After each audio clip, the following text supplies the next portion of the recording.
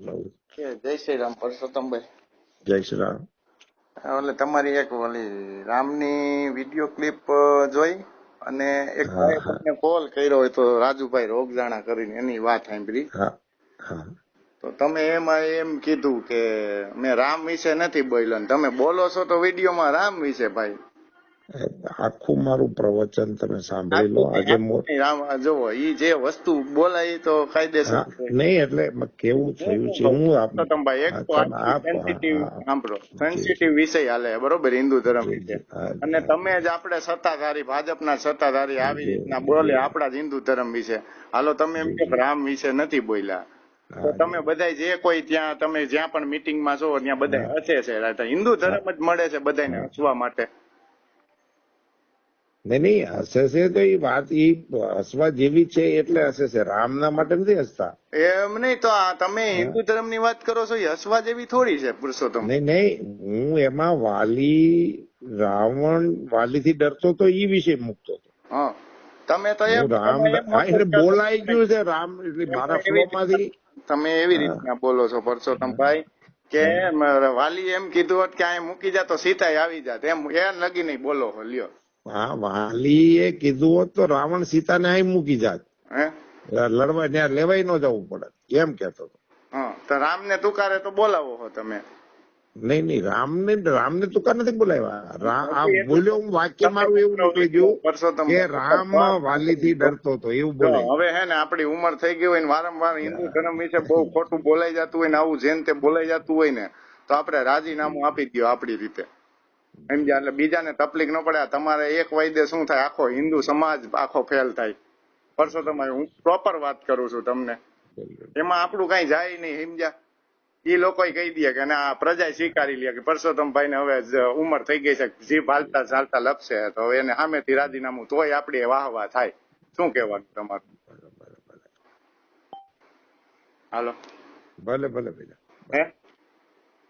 શું કરશો કે આમાં માફી મગાવે કઈ થાય નહીં. બધાને માફી માંગતા રાજનેતાઓને બધાને આવડે જ છે, અને સત્તા ઉપર બેઠા છો તો સાહેબ તમને આશાથી બેહાયરા છે ને અમે બધાએ એમને બેહાયરા છે, કાંઈક આશાથી બેહાયરા છે. કોઈ પ્રોપર કામ તોય નથી થતા. પ્રજા કેટલી હેરાન છે તમે જોવો તો ખરા પરસોત્તમભાઈ. હાલો હાજી હાજી ભલે ભલે. પરસોત્તમભાઈ, થોડીક એમાં ધ્યાન દો. હાસી મજાક કરવાનો અત્યારે ટાઈમ નથી. હું તો કહું હિન્દુ ધર્મની વાતોય ન કરો, પણ અત્યારે જે જમીન ઉપર પ્રજાને તકલીફ છે ને એની કામ ચાલુ કરો. આવા વિવાદમાં વિવાદમાં પરસોત્તમભાઈ એ વાતને રાખો સાઈડમાં, હાલો કોઈ વાંધો નહીં. ફોન કપાઈ ગયો સમજી. ના ના હવે ના ના તમે સ્થાનિક પ્રશ્નો ઘણાય છે હાજી બરોબર. અત્યારે જે પ્રમાણે રાજકોટ કોર્પોરેશન છે એ અત્યારે કાયદેસર ઓલો આજી ડેમ ઉપર એ બીજાએ કબજો કર્યો છે, તમને ખ્યાલ હોય તો. આજી ડેમ ઓલો પ્રાણી સંગ્રહાલયને, અને એમાં ઘણા પ્રાણીઓને મારે. પછી કોર્પોરેશન નો જે કોન્ટ્રાક્ટ આપેલો છે આપણે રાજેન્દ્ર શાહ, રોજે 25-27 ગાયું મરે છે, બરાબર. એનો નિકાલ કરી તો એમાં બધું કોર્પોરેશન ને બધા ભળેલા જ છે સાહેબો ને એનું. તો એમાં ધ્યાન દો તો કઈક અમને મજા આવે કે કામ કરે છે ભાઈ.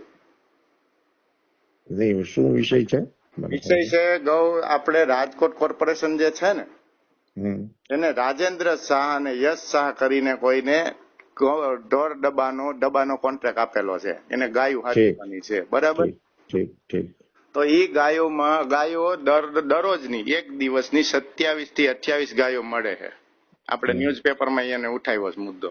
પછી આજી ડેમ જે છે ને, આજી ડેમ આપણું આજી ડેમમાં જૂનું પ્રાણી સંગ્રહાલય હતું, એમાં ગેરકાયદેસર સરકાર કોર્પોરેશનના ચોપડામાં ચોખ્ખું બોલે છે કે આ પ્રાણી સંગ્રહાલયની જગ્યા કોઈને આપવામાં આવી નથી.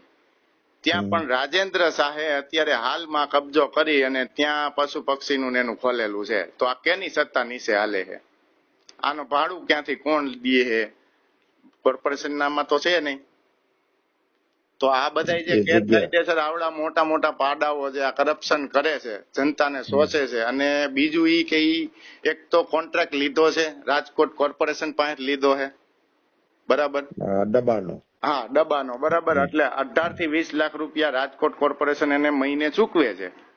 તો પણ એ જીવદયાના વચારે બોર્ડ મારી અને બહારથી ને ફંડિંગ ઉઘરાવે છે કે અમે જીવ દયા કરી છે, તેમ છતાંય 26-27 રોજની ગાયો મળે છે. અત્યારે અમે 15 દિવસ થયા જોઈ છે ને એનો મુદ્દો ઉપાડ્યો છે, તો તમારી પાસે આવ્યો ન હોય સોશિયલ મીડિયા દ્વારા, ન્યૂઝમાં બધે, તો રોજે 26 ગાયો મળે. તો રાજકોટ કોર્પોરેશનનો એને ઈ પેલા ઢોર ડબ્બો જે કોર્પોરેશનનો હતો ને, એમાં રાજેશ શાહ છે ને, એ પોતે ટ્રસ્ટી હતો, ત્યારે પણ કઈક વિવાદમાં રહ્યો હતો.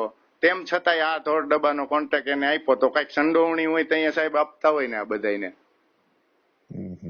ચેક કરીએ, ચેક કરીને એટલું કામ કરાવી દો ને સાહેબ, બાકી તો બધું હાલતું હોય પણ પ્રોપર જે કામ કરવા દેવા એટલી ગાયો મળે. બરાબર, કઈ ડિટેલ જોતી હોય એ બાબતે મને વોટ્સઅપ કરજો, હું તમને આપીશ. ભલે ભલે ભલે. જય શ્રી રામ. જય શ્રી રામ.